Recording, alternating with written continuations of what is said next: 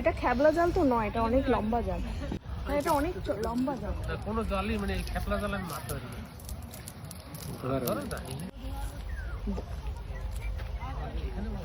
রাজি ডাকছে আমি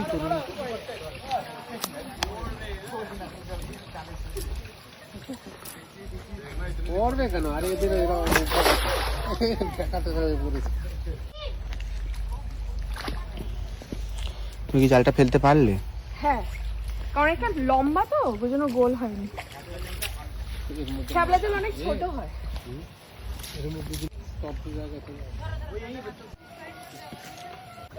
এসেছে মাছ উঠেছে। হ্যাঁ, একটা এসেছে। ও ফাইনালি মাছ ধরতে পেরেছে। ধরো ধরো ধরো, চেপে ধরো চেপে ধরো চেপে ধরো চেপে ধরো।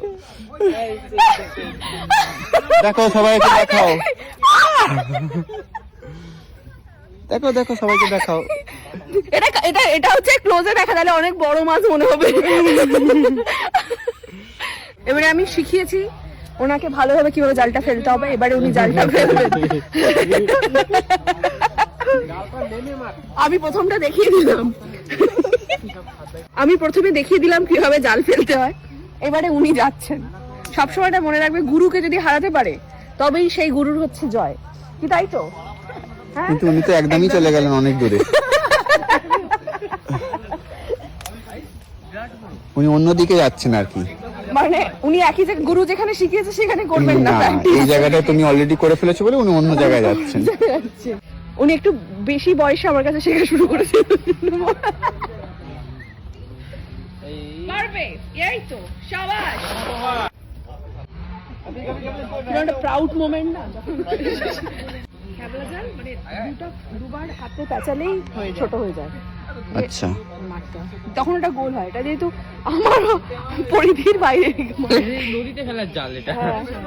আমি হচ্ছে একবার যখন জাল শুকনো থাকে আমি একবারই ফেলি, ভেজা জাল আমি ফেলি না, তার জন্য আমাকে আবার নতুন জাল দিতে হবে।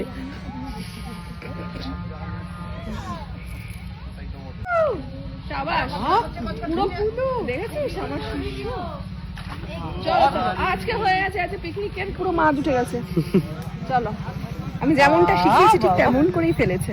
চলো চলো গিয়ে দেখি আমরা ওখানে। চলো চলো, পৌঁছানোটাই আমার জন্য ডিফিকাল্ট। छोटी मछली को फेंक देते हैं, बड़ी पकड़ेंगे।